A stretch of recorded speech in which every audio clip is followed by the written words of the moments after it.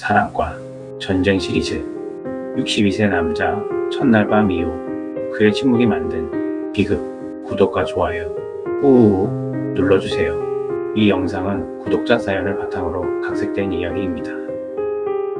박성호는 문화센터 입구 앞에서 발을 멈추고 유리문에 비친 자신의 얼굴을 오래 바라봤습니다. 손에 쥔 안내문이 땀에 살짝 젖어 있었습니다. 그는 스스로에게 그냥 사람들 얼굴만 보고 오자라고 말하며 문을 밀었습니다. 퇴직 후 집에 머무는 시간이 길어질수록 하루는 늘어나고 밤은 더 길어졌습니다. 텔레비전 소리를 끄면 집안은 숨소리까지 크게 들릴 만큼 고요해졌습니다. 그 고요함이 외로움이라는 사실을 인정하기까지 그는 몇 년을 버텼습니다. 강의실 안에는 비슷한 또래의 남녀들이 조용히 앉아 있었습니다. 누군가는 웃으며 인사를 나눴지만 대부분은 처음 보는 사람처럼 조심스러운 표정이었습니다. 성우는 눈에 띄지 않는 뒷자리로 가려다가 창가 쪽에서 멈췄습니다. 창가에 혼자 앉아 있는 여자가 있었습니다. 단정하게 빗은 머리, 소박한 옷차림, 그리고 표정은 차분했지만 눈빛은 쉽게 풀리지 않았습니다. 그 눈빛은 사람을 끌어당기기보다 먼저 거리를 재는 눈빛처럼 보였습니다.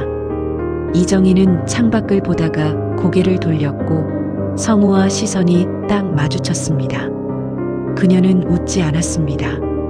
대신 아주 작게 고개를 끄덕였는데 인사라기보다 받습니다에 가까운 신호처럼 느껴졌습니다. 성우는 괜히 가슴이 철렁 내려앉았습니다. 예쁘다거나 친절하다는 느낌보다 오래전 잊고 지낸 긴장감이 먼저 올라왔기 때문입니다. 그럼에도 그는 그 옆 빈자리에 앉아버렸습니다. 둘 사이에는 팔 하나 들어갈 만큼의 간격이 있었고 그 간격조차 묘하게 단단했습니다. 정희는 가방을 무릎 위에 올려두고 손을 가지런히 포겠습니다. 손끝이 아주 미세하게 떨리는 게 보였지만 그녀는 그 떨림을 들키지 않으려는 듯 고개를 숙였습니다. 담당자가 돌아가며 자기소개를 부탁했습니다. 성우는 이름과 나이만 말하고 더는 덧붙이지 않았습니다. 혼자 산다는 말이 목구멍까지 올라왔지만 괜히 약점처럼 느껴져 삼켰습니다. 정희의 차례가 되자 강의실이 잠깐 조용해졌습니다. 그녀는 반찬 가게를 한다고 새벽부터 움직이는 날이 많다고 짧게 말했습니다. 말은 담담했지만 혼자 버텨온 사람 특유의 단단함이 묻어 있습니다. 강의가 시작되었는데도 성우의 시선은 자꾸 정희 쪽으로 돌아갔습니다. 펜을 쥐고 메모하는 손, 종이를 넘길 때 멈칫하는 습관, 문 쪽을 한 번씩 확인하는 눈길이 눈에 들어왔습니다. 그는 그 행동이 낯익다는 느낌에 잠시 숨이 막혔습니다. 강의가 끝나고 사람들이 하나둘 자리를 떠났습니다. 정희가 가방을 챙기다 수첩을 떨어뜨렸고 성우는 반사적으로 몸을 숙여 주워들었습니다. 수첩 표지 안쪽에는 연필로 눌러 쓴 글씨가 보였습니다. 밤에 문 2번 확인. 불은 바로 끄지 말 것. 갑자기 손 잡히면 숨부터 고르기. 성우는 그 문장을 본 순간 손끝이 차갑게 식는 것을 느꼈습니다. 정희는 급히 수첩을 받아들며 고맙다고 말했지만 그 목소리는 조금 떨렸습니다. 그리고 그녀는 아주 짧게 마치 미리 선을 긋듯 말했습니다. 가끔 제가 예민해 보여도 놀라지 마세요. 성우는 괜찮다고 고개를 끄덕였지만 마음속에서는 알 수 없는 불길함이 자라나고 있었습니다. 집으로 돌아오는 길, 그는 처음으로 설렘보다 예감이 더 오래 남는다는 걸 느꼈습니다. 그리고 그 예감이 틀리길 바라면서도 어쩐지 틀리지 않을 것 같다는 생각을 떨칠 수 없었습니다. 그 다음 수요일 아침, 박성호는 평소보다 훨씬 일찍 눈을 떴습니다. 알람이 울리기 전이었지만 다시 잠들 수가 없었습니다. 눈을 뜨자마자 지난주 강의실 창가에서 마주쳤던 이정희의 눈빛이 떠올랐습니다. 그는 세수를 하다 말고 거울을 바라봤습니다. 괜히 셔츠 깃을 한 번 더 만지고 주름진 얼굴을 오래 들여다봤습니다.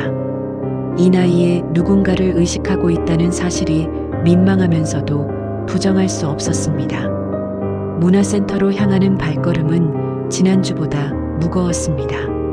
설렘보다 긴장이 앞섰기 때문입니다. 괜히 말을 잘못 꺼냈다가 저 눈빛을 다시 마주하게 될까봐 마음이 조심스러워졌습니다.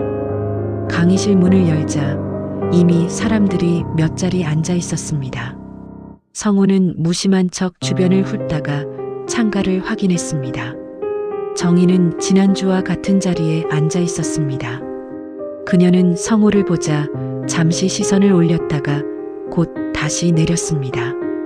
웃지도 피하지도 않는 반응이었습니다. 성우는 그 반응이 오히려 더 신경 쓰였습니다. 그는 천천히 정희 옆자리에 앉았습니다. 두 사람 사이에는 지난주와 같은 간격이 유지됐습니다. 그 간격은 자연스럽게 만들어진 것이 아니라 누군가 의식적으로 지키고 있는 거리처럼 느껴졌습니다. 강의가 시작되기 전 정희가 먼저 말을 꺼냈습니다. 요즘 새벽에 시장 나가는 게 더 힘들어졌다고 했습니다. 말투는 담담했지만 성우는 그 안에 묻어있는 피로를 느낄 수 있었습니다. 성우는 고개를 끄덕이며 자신도 요즘 밤이 길다고 말했습니다. 잠이 쉽게 오지 않고 불을 끄면 괜히 집안이 더 넓어 보인다고 했습니다. 그 말은 계산 없이 흘러나온 솔직한 고백이었습니다. 정희는 잠시 그를 바라보다가 아주 짧게 고개를 끄덕였습니다. 위로도 동정도 아닌 이해의 신호처럼 보였습니다. 그 짧은 반응이 성우의 마음을 묘하게 흔들었습니다. 강의가 시작되자 두 사람은 말없이 앞을 바라봤습니다. 그러나 성우의 시선은 자꾸만 정희의 작은 행동으로 돌아갔습니다. 그녀는 강의 중간중간 출입문을 힐끗 바라봤고 누군가 지나가면 어깨를 살짝 굳혔습니다. 쉬는 시간이 되자 정희는 커피를 사러 가겠다고 말했습니다. 성우는 잠시 망설이다가 함께 가겠다고 했습니다. 정희는 잠깐 멈칫했지만 고개를 끄덕였습니다. 자판기 앞에서 두 사람은 나란히 서 있었습니다. 정희는 종이컵을 손에 쥔 채 혼자 사는 시간이 길어질수록 밤이 제일 힘들다고 말했습니다. 집에 불을 켜도 마음이 따라오지 않을 때가 많다고 덧붙였습니다. 성우는 그 말을 들으며 아무 말도 하지 못했습니다. 자신도 같은 밤을 보내고 있다는 사실이 너무 또렷했기 때문입니다. 말을 얹지 않아도 두 사람은 같은 지점에 서 있었습니다. 강의가 끝난 뒤 정희는 근처 국밥집을 조심스럽게 언급했습니다. 같이 가도 괜찮겠느냐는 질문은 식사보다 동행을 묻는 말처럼 들렸습니다. 성우는 잠시 숨을 고른 뒤 고개를 끄덕였습니다. 강의실을 나서며 성우는 확신했습니다. 이 관계는 가볍게 시작되지 않을 것이라는 예감이었습니다. 그리고 정희 역시 이미 그 사실을 알고 있는 사람처럼 보였습니다. 국밥집에 들어서자 뜨거운 김이 먼저 얼굴을 감쌌습니다. 박성우는 그 김 사이로 보이는 이정희의 옆모습을 힐끗 바라봤습니다. 좁은 테이블에 마주 앉자 두 사람 사이의 거리는 강의실보다 훨씬 가까워졌습니다. 정희는 국밥을 앞에 두고도 바로 숟가락을 들지 않았습니다. 주변을 한 번 더 둘러본 뒤에야 조심스럽게 수저를 들었습니다. 성우는 그 행동이 버릇이라는 것을 알아차렸습니다. 정희는 시장에서의 하루를 이야기했습니다. 손님과 웃으며 인사를 나누지만 집으로 돌아오면 그 웃음이 금세 사라진다고 했습니다. 그 말은 푸념 같지 않았고 오히려 오래 체념한 사람의 고백처럼 들렸습니다. 성우는 자신도 비슷하다고 말했습니다. 사람들과 어울리는 시간보다 혼자 있는 시간이 훨씬 길어졌다고 했습니다. 그러다 보니 누군가에게 말을 걸어야 하는 순간이 오면 괜히 숨부터 고르게 된다고 했습니다. 정희는 그 말을 듣고 잠시 숟가락을 멈췄습니다. 그리고 아주 낮은 목소리로 숨이 가빠질 때가 종종 있다고 말했습니다. 그 이유를 묻지 않아도 쉽게 꺼낼 이야기가 아니라는 것을 느꼈습니다. 그날 이후 두 사람의 만남은 자연스럽게 늘어났습니다. 문화센터 수업이 없는 날에도 짧은 안부 문자가 오갔고 시장 앞에서 우연히 마주치는 일도 잦아졌습니다. 어느 날 저녁 성우는 시장 입구에서 정희를 기다렸습니다. 가게 셔터를 내리는 정희의 손길은 유난히 느렸고 어깨는 축 처져 있었습니다. 성우가 다가가자 정희는 잠시 놀란 듯 했지만 이내 힘없이 웃었습니다. 근처 공원을 함께 걷던 중 정희는 갑자기 걸음을 멈췄습니다. 뒤에서 누군가 큰 소리로 웃으며 지나가자 그녀의 몸이 순간 굳어버렸습니다. 성우는 아무 말 없이 잠시 기다렸습니다. 정희는 괜찮다며 다시 걸음을 옮겼지만 손은 미세하게 떨리고 있었습니다. 성우는 그 손을 잡을까 말까 망설이다가 결국 그러지 않았습니다. 괜히 다가갔다가 다시 한번 그녀를 놀라게 할까 두려웠기 때문입니다. 며칠 뒤 성우는 자신의 집으로 정희를 초대했습니다. 더 이상 공공장소에서만 만나고 싶지 않다는 생각이 앞섰습니다. 정희는 잠시 말이 없었고 그 침묵은 예상보다 길었습니다. 그녀는 집에 가는 길이 멀지 않다면 괜찮겠다고 말했습니다. 조건을 붙이는 말투는 익숙해 보였고 성우는 고개를 끄덕였습니다. 그 작은 조건 하나가 그녀가 쌓아온 경계라는 것도 느낄 수 있었습니다. 집 안에 들어선 정희는 신발을 가지런히 벗어놓고 한동안 서 있었습니다. 벽에 걸린 사진들을 보며 시선을 멈췄고 특히 한 장 앞에서 발걸음이 느려졌습니다. 젊은 시절 성우와 그의 아내가 함께 찍힌 사진이었습니다. 정희는 아무 말도 하지 않았지만 눈빛이 미묘하게 흔들렸습니다. 성우는 그 변화를 느끼면서도 이유를 묻지 않았습니다. 그날 저녁 그는 너무 빨리 그녀의 일상 안으로 들어오고 있는 건 아닐지 처음으로 스스로에게 물었습니다. 이정희가 성우의 집으로 짐을 옮긴 날은 종일 흐린 하늘이 가라앉아 있던 저녁이었습니다. 작은 여행 가방 하나가 현관에 놓이자 집안의 공기가 눈에 띄게 달라졌습니다. 성우는 그 가방이 가져온 변화가 설렘보다 긴장에 가깝다는 것을 느끼고 있었습니다. 정희는 집안을 천천히 둘러보며 필요한 물건만 꺼냈습니다. 서랍을 여닫는 소리도 옷을 정리하는 손길도 지나치게 조심스러웠습니다. 마치 이 공간이 자신의 것이 아니라는 것을 계속 확인하는 사람처럼 보였습니다. 저녁 식사는 짧고 조용하게 끝났습니다. 숟가락이 그릇에 닿는 소리만 간간히 울렸고 대화는 최소한으로만 오갔습니다. 성우는 괜히 텔레비전 소리를 키웠지만 그 소음은 어색함을 가리기엔 부족했습니다. 밤이 깊어지자 정희는 먼저 씻고 들어가겠다고 말했습니다.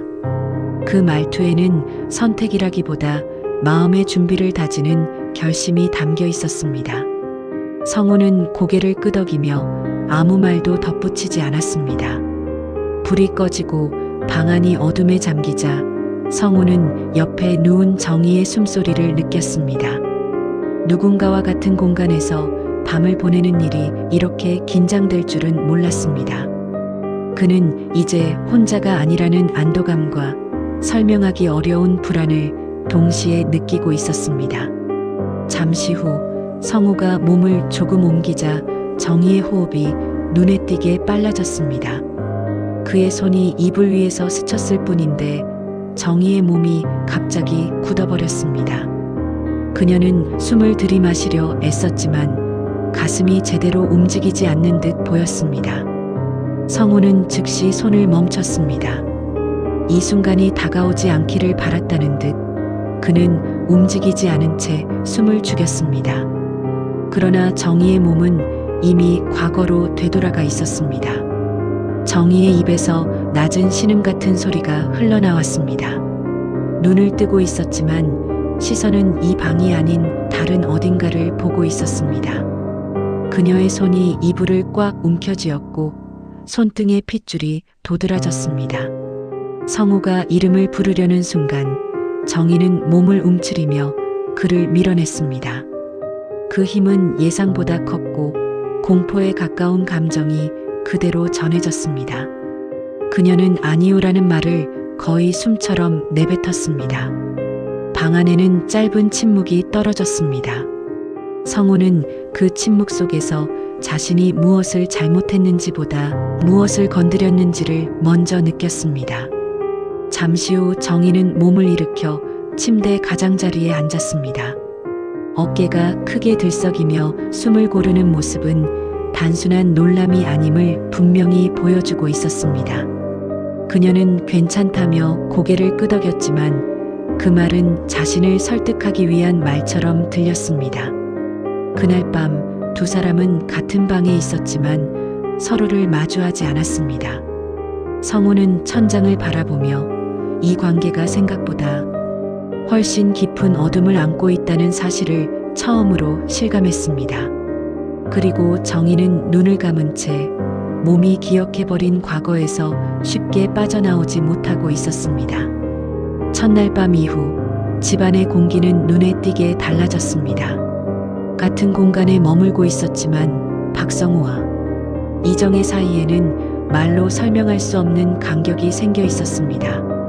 정희는 이전보다 더 조용해졌고 성우는 그 침묵을 깨지 않으려 애썼습니다. 아침이 되면 정희는 늘 성우보다 먼저 집을 나섰습니다. 식탁 위에는 짧은 메모와 함께 정갈하게 차려진 반찬이 남아 있었습니다. 성우는 그 메모를 볼 때마다 마치 정희가 이 집의 흔적만 남기고 사라질 준비를 하는 것 같아 마음이 불편해졌습니다. 정희는 이유 없이 놀라는 일이 잦아졌습니다. 현관 문 여는 소리, 갑자기 울리는 전화벨에도 몸을 움츠렸습니다. 성우는 그 반응이 단순한 예민함이 아니라는 것을 점점 확신하게 됐습니다. 어느 날 저녁, 성우는 욕실 선반에서 낯선 약병을 발견했습니다. 병원 이름과 정희의 이름이 적혀 있었고 복용 시간까지 꼼꼼하게 표시돼 있었습니다. 약의 종류를 정확히 알 수는 없었지만 수면과 불안에 관련된 약이라는 것은 짐작할 수 있었습니다. 성우는 약병을 손에 쥔 채 한동안 움직이지 못했습니다. 보지 말아야 할 것을 본 기분과 이제는 알아야 한다는 마음이 동시에 올라왔습니다. 결국 그는 약병을 조심스럽게 원래 자리에 돌려놓았습니다. 그날 밤 정희는 유난히 불을 늦게까지 켜두었습니다. 문을 잠갔는지 몇 번이나 확인했고 창문도 끝까지 닫았는지 다시 살폈습니다. 성우는 그 모습을 보며 가슴 한쪽이 서서히 조여오는 느낌을 받았습니다. 며칠 뒤 성우는 시장 근처에서 정희가 잠시 주저앉는 장면을 목격했습니다. 함께 있던 상인이 부축하려 하자 정희는 괜찮다며 급히 몸을 일으켰습니다. 그러나 얼굴에는 당황과 공포가 동시에 스쳐 지나가고 있었습니다. 집으로 돌아온 정희는 아무 일도 아니라는 말만 반복했습니다. 하지만 손은 미세하게 떨리고 있었고 숨도 평소보다 가빴습니다. 성우는 더 이상 외면하는 것이 도움이 되지 않는다는 사실을 깨달았습니다. 그날 밤 성우는 거실 서랍 깊숙이 넣어두었던 오래된 서류철을 꺼냈습니다. 퇴직할 때 정리해 두었던 회사 관련 문서들이었습니다. 무심코 넘기던 중 그는 잊었다고 믿었던 사건명을 다시 마주하게 됩니다. 짧게 적힌 사건 설명은 그날의 공기와 사람들의 얼굴을 또렷이 불러냈습니다. 회의실 안에서 아무도 말을 하지 않았고 결정은 빠르게 내려졌습니다. 그리고 누군가는 조용히 사라졌습니다. 성우는 서류를 덮고 한동안 움직이지 못했습니다. 정의의 불안한 행동과 약병, 그리고 오래된 기억이 하나로 이어지고 있었습니다. 그날 밤 집안의 불은 모두 꺼졌지만 성우의 마음속에서는 균열이 분명한 형태로 드러나기 시작하고 있었습니다. 그날 밤 이후 박성우는 잠을 자는 것이 점점 힘들어졌습니다. 눈을 감으면 정의에 굳어버린 몸과 욕실, 선반 위에 놓였던 약병이 번갈아 떠올랐기 때문입니다. 그보다 더 괴로운 것은 그 장면들이 오래전 기억과 겹쳐지기 시작했다는 사실이었습니다. 성우는 새벽녘에 결국 자리에서 일어났습니다. 거실 불을 켜지 않은 채 소파에 앉아 오래된 서류철을 다시 꺼내 들었습니다. 종이에 적힌 몇 줄의 문장은 여전히 건조했지만 그 안에 담긴 무게는 전혀 가볍지 않았습니다. 그 사건은 회사 내부의 실수에서 시작됐습니다. 외부 감사가 예고되자 누군가는 책임을 져야 했고 조직은 빠르게 방향을 정했습니다. 그때 선택된 사람이 바로 정의였습니다. 회의실에는 10여 명이 앉아 있었습니다. 모두가 상황을 알고 있었고 모두가 결과를 예측하고 있었습니다. 하지만 누구도 반대하지 않았습니다. 성우 역시 그 자리에 있었습니다. 그는 고개를 숙인 채 서류만 바라보고 있었고 이름이 불릴 때조차 시선을 들지 않았습니다. 그 침묵이 무슨 의미인지 그는 그때도 알고 있었습니다. 누군가 다른 방법은 없을까요? 라고 묻는 대신 빨리 정리하는 게 낫지 않겠습니까? 라는 말이 흘러나왔습니다. 그 말에 고개를 끄덕인 사람들 사이에 성우도 있었습니다. 정의는 그 회의실 끝자리에 앉아 있었습니다. 그녀는 끝까지 자신이 잘못하지 않았다고 말했습니다. 하지만 그 말은 기록으로 남지 않았습니다. 회의가 끝났을 때 누군가는 안도의 숨을 쉬었고 누군가는 자리를 서둘러 떠났습니다. 성우는 그날 정의와 눈을 마주치지 않았습니다. 마주치지 않는 것이 배려라고 스스로를 설득했습니다. 그 기억에서 빠져나오자 성우의 이마에는 식은땀이 맺혀 있었습니다. 그는 이제야 깨닫고 있었습니다. 그날의 침묵은 중립이 아니라 분명한 선택이었다는 사실을요. 그날 아침 성우는 결국 김영수에게 전화를 걸었습니다. 몇 번의 신호음 끝에 들려온 목소리는 예상보다 더 피곤하게 들렸습니다. 두 사람은 오래전 회사 근처에 있던 다방에서 만나기로 했습니다. 다방 안에는 예전과 다를 것 없는 냄새와 공기가 남아 있었습니다. 김영수는 자리에 앉자마자 성우의 얼굴을 보고 말했습니다. 그 일 다시 생각난 거지? 성우는 고개를 끄덕였습니다. 그리고 아주 천천히 정의와 함께 살고 있다는 사실을 말했습니다. 그 말을 듣는 순간 김영수의 얼굴이 굳어졌습니다. 김영수는 한숨을 길게 내쉬며 말했습니다. 그 여자는 그 일 이후 완전히 사라진 줄 알았다고요. 누군가의 인생이 그렇게 정리됐다는 사실을 이제 와서 실감하는 듯 보였습니다. 성우는 다방을 나서며 분명히 느꼈습니다. 이제 이 일은 과거가 아니라 현재가 되었다는 것을요. 그리고 자신은 더 이상 모른 척하며 살 수 없다는 사실도 함께요. 박성우가 집에 들어섰을 때 집안은 유난히 조용했습니다. 텔레비전 소리도 부엌에서 들리던 생활 소음도 없었습니다. 그 고요함은 평소의 평온과는 전혀 다른 종류의 침묵이었습니다. 거실 불은 켜져 있었고 이정희는 소파에 앉아 있었습니다.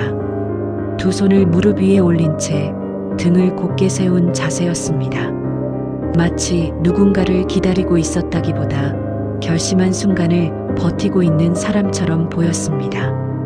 성우는 신발을 벗고도 한동안 움직이지 못했습니다. 김영수의 말과 회의실 기억이 아직도 머릿속을 떠나지 않았기 때문입니다. 그는 더 이상 피할 수 없다는 것을 분명히 알고 있었습니다. 성우는 맞은편에 천천히 앉았습니다. 말을 꺼내기까지 짧지 않은 시간이 흘렀습니다. 그 침묵 속에서 정희는 성우의 표정을 읽고 있었습니다. 성우는 돌려 말하지 않았습니다. 오늘 김영수를 만났고 오래전 회사에서 있었던 그 사건을 다시 들여다봤다고 말했습니다. 그리고 그 사건의 중심에 있던 사람이 바로 정희라는 사실을 알고 있다고 덧붙였습니다. 그 말을 듣는 순간 정희의 손이 눈에 띄게 굳어졌습니다. 그녀는 잠시 눈을 감았다가 아주 천천히 고개를 들었습니다. 놀람보다는 체념이 먼저 떠오른 얼굴이었습니다. 정희는 한동안 아무 말도 하지 않았습니다. 그 침묵은 부정도 분노도 아니었습니다. 오히려 언젠가는 반드시 와야 할 순간을 받아들이는 사람의 침묵이었습니다. 이윽고 정희는 입을 열었습니다. 그날 회의실에 들어갔을 때 이미 결과가 정해져 있었다고 말했습니다. 누가 책임질지보다 얼마나 빨리 정리할지가 더 중요했던 분위기였다고 했습니다. 정희는 자신이 끝까지 억울하다고 말했지만 그 말이 기록으로 남지 않았다는 사실을 또렷이 기억하고 있었습니다. 서류에 남은 것은 처리 완료라는 짧은 문장뿐이었다고 했습니다. 그날 이후 그녀의 삶은 조용히 무너졌습니다. 회사를 떠난 뒤에도 소문은 따라다녔고 이유를 묻지 않는 시선들이 오히려 더 잔인했다고 말했습니다. 정희는 밤에 불을 끄지 못하게 된 것도 문을 여러 번 확인하게 된 것도 그때부터라고 했습니다. 몸이 먼저 반응해버리는 습관은 의지로 고칠 수 있는 문제가 아니었다고 했습니다. 그리고 정희는 첫날 밤 이야기를 꺼냈습니다. 성우의 손길이 닿는 순간 머리는 지금이라는 걸 알고 있었지만 몸은 그날 회의실 이후의 모든 시간을 한꺼번에 끌어올렸다고 말했습니다. 그 말을 듣는 동안 성우는 고개를 들 수 없었습니다. 그가 아무 말도 하지 않았던 하루가 누군가에게는 평생 이어지는 밤이 되었다는 사실이 가슴을 짓눌렀습니다. 정희의 고백이 끝났을 때 거실 안에는 무거운 정적만 남았습니다. 두 사람은 같은 공간에 있었지만 각자 무너진 시간 앞에 홀로 서 있는 기분이었습니다. 그날 밤 성우는 처음으로 깨달았습니다. 이 관계의 문제는 사랑이 아니라 너무 오래 외면해온 책임이라는 사실을요. 그날 밤 집안의 불은 쉽게 꺼지지 않았습니다. 박성우와 이정희는 같은 공간에 있었지만 서로를 마주하지는 않았습니다. 말은 이미 다 나왔고 이제 남은 것은 선택뿐이라는 사실이 두 사람을 더 무겁게 짓눌렀습니다. 성우는 거실에 앉아 창밖을 오래 바라봤습니다. 불 꺼진 아파트 창문들 사이로 간간히 켜진 불빛이 보였습니다. 그 불빛마다 저마다의 사정이 있을 것이라는 생각이 스쳤습니다. 그는 다시 서류철을 꺼내 들었습니다. 이미 수없이 본 문장이었지만 이번에는 한 줄 한 줄이 다르게 보였습니다. 처리 완료라는 문구가 이렇게 잔인할 수 있다는 사실을 이제야 실감하고 있었습니다. 성우는 그날 회의실을 떠올렸습니다. 누군가는 고개를 끄덕였고 누군가는 시계를 봤으며 누군가는 빨리 끝내자는 말로 분위기를 정리했습니다. 그 자리에 있던 사람들 중 누구도 소리를 지르지 않았습니다. 누구도 정의를 모욕하지 않았고 누구도 위협하지 않았습니다. 그래서 더 쉽게 넘어갈 수 있었고 그래서 더 오래 남았습니다. 성우는 자신이 그 침묵 속에서 얻은 것이 무엇이었는지도 떠올렸습니다. 눈에 띄는 보상은 없었지만 손에도 보지 않았습니다. 그 무해함이 오히려 지금 그의 가슴을 더 세게 죄고 있었습니다. 방 안에서 정희는 가방을 열어두고 앉아 있었습니다. 아직 떠나겠다는 말은 하지 않았지만 손이 물건 위를 천천히 훑는 모습은 결심에 가까워 보였습니다. 정희는 거울을 보며 자신의 얼굴을 오래 바라봤습니다. 주름보다 먼저 떠오른 것은 그날 이후 한 번도 온전히 웃지 못했던 시간들이었습니다. 그녀는 이 집에 머무는 것이 자신에게 용기가 될지 아니면 또 다른 침묵이 될지 알 수 없었습니다. 그래서 말을 아꼈고 그 침묵은 스스로를 지키기 위한 마지막 방어처럼 보였습니다. 성우는 방 문 앞에 서서 몇 번이나 말을 꺼내려다 멈췄습니다. 위로의 말도 사과의 말도 지금은 너무 가볍게 느껴졌습니다. 그는 처음으로 말보다 행동이 먼저여야 한다는 것을 분명히 느꼈습니다. 다음 날 아침 성우는 평소보다 이르게 집을 나섰습니다. 그의 발걸음에는 망설임보다 방향이 담겨 있었습니다. 그가 향한 곳은 일터도 병원도 아닌 오래전 자신이 도망쳤던 자리였습니다. 현관문이 닫히는 소리를 들으며 정희는 잠시 눈을 감았습니다. 이번에는 정말 혼자가 되는 건 아닐지 또다시 버려지는 건 아닐지 마음이 흔들렸습니다. 하지만 그녀는 그 불안을 붙잡지 않으려 애썼습니다. 이제는 누군가의 선택이 아니라 자신의 선택으로 남거나 떠나고 싶었기 때문입니다. 그날 아침 두 사람은 같은 침묵 속에서 전혀 다른 결심을 품은 채 하루를 시작하고 있었습니다. 박성우가 집을 나선 지 얼마 지나지 않아 초인종 소리가 울렸습니다. 이정희는 순간 몸이 굳은 채로 소리를 들었습니다.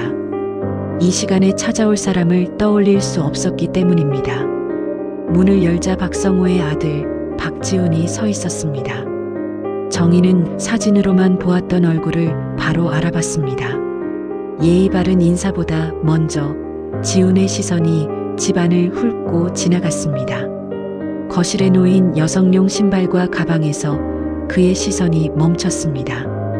지훈의 표정은 미묘하게 굳어졌고 그 변화는 숨기려 하지도 않았습니다. 정희는 괜히 손을 모으며 한 발짝 물러섰습니다. 지훈은 자리에 앉지 않은 채로 말했습니다. 아버지가 어디 있느냐고 지금은 집에 없는 게 다행이라는 듯한 어조였습니다. 정희는 외출했다고 짧게 답했습니다. 지훈은 한숨을 내쉬며 고개를 끄덕였습니다. 그리고 이 나이에 이런 선택이 과연 옳은지 묻기 시작했습니다. 그 말은 질문처럼 들렸지만 이미 결론을 내린 사람의 말투였습니다. 정희는 조심스럽게 입을 열었습니다. 자신은 누군가의 자리를 대신하려는 생각은 없었다고 말했습니다. 그저 서로에게 의지가 됐을 뿐이라고 덧붙였습니다. 지훈은 그 말을 듣고 짧게 웃었습니다. 그 웃음에는 공감보다 거리감이 담겨 있었습니다. 그는 주변에서 들었다는 이야기를 하나씩 꺼내기 시작했습니다. 오래전 회사에서 있었던 문제, 그 일로 아버지가 다시 곤란해질 수 있다는 걱정, 그리고 그런 과거가 가족에게 미칠 영향에 대한 계산이 이어졌습니다. 정희는 그 말을 들으며 점점 말수가 줄어들었습니다. 이미 여러 번 겪어본 시선이라는 것을 알고 있었기 때문입니다.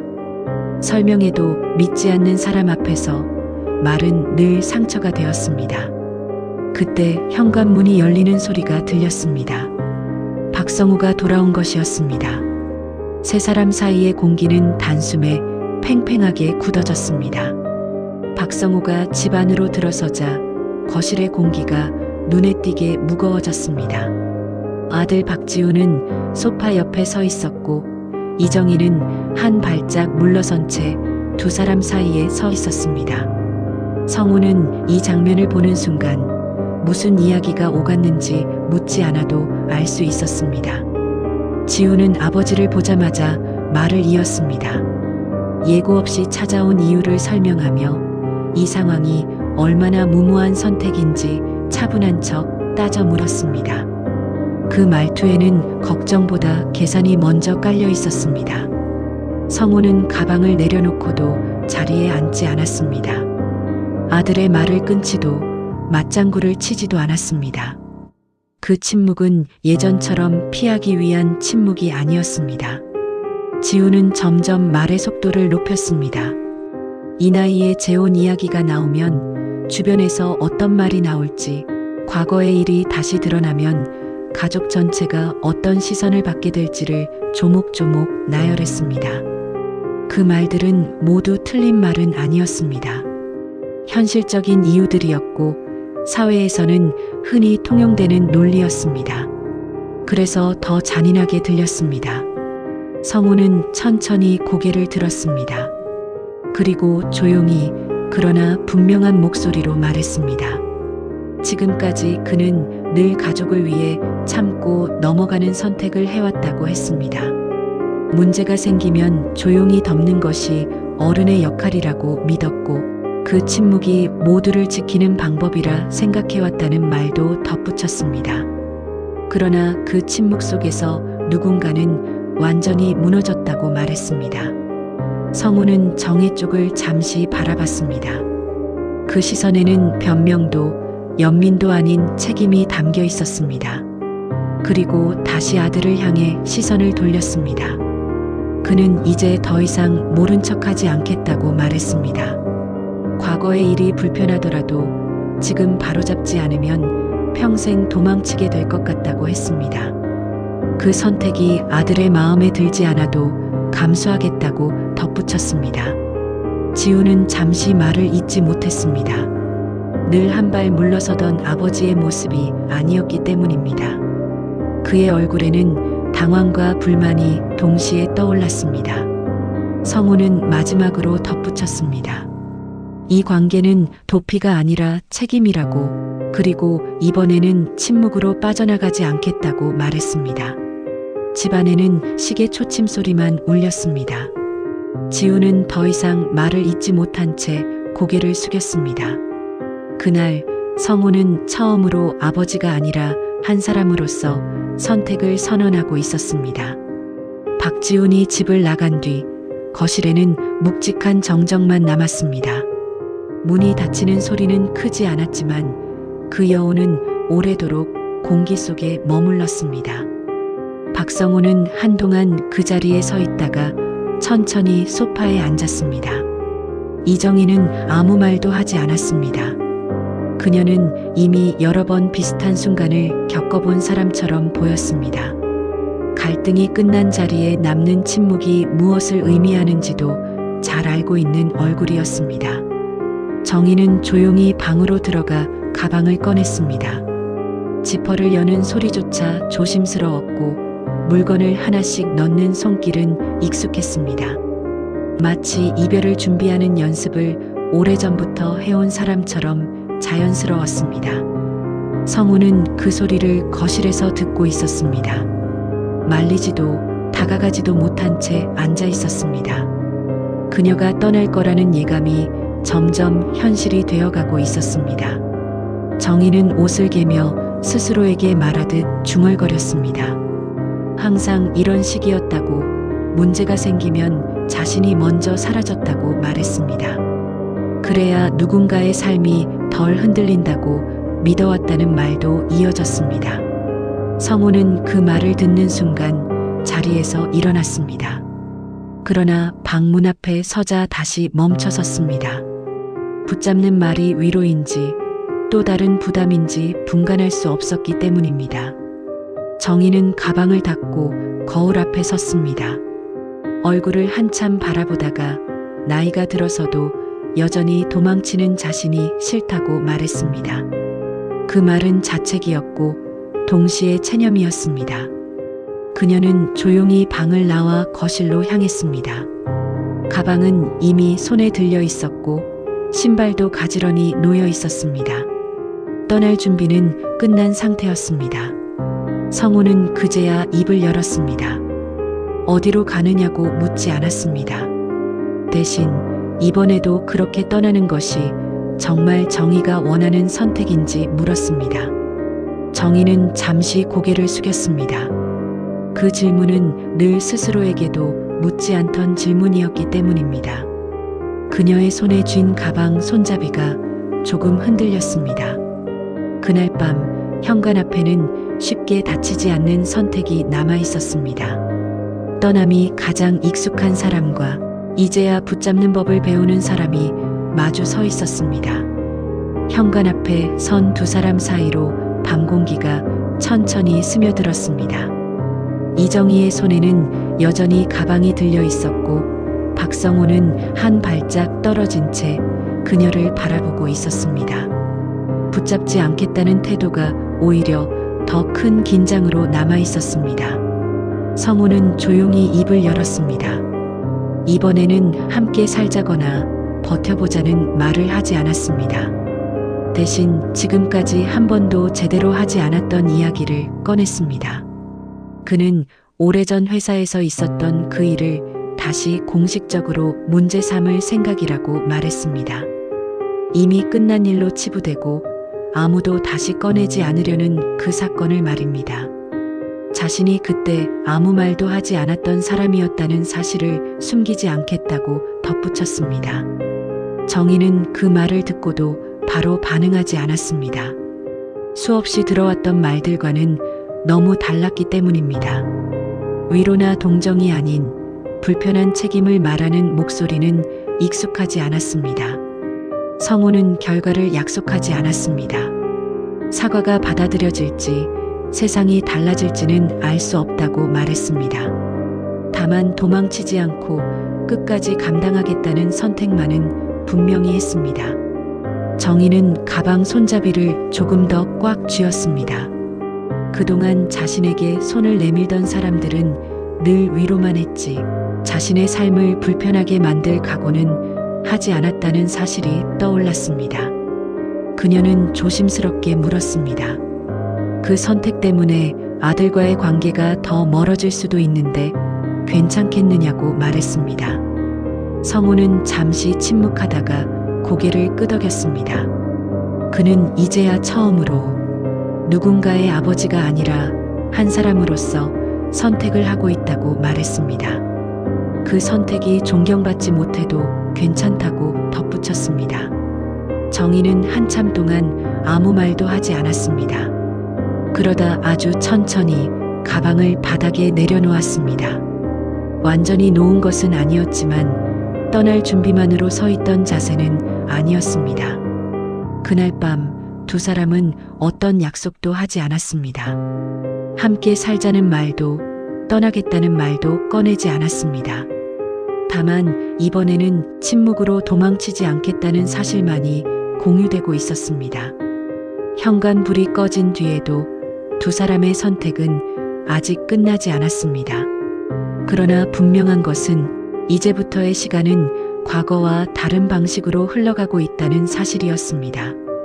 며칠이 지나자 박성호의 일상은 눈에 띄게 달라졌습니다.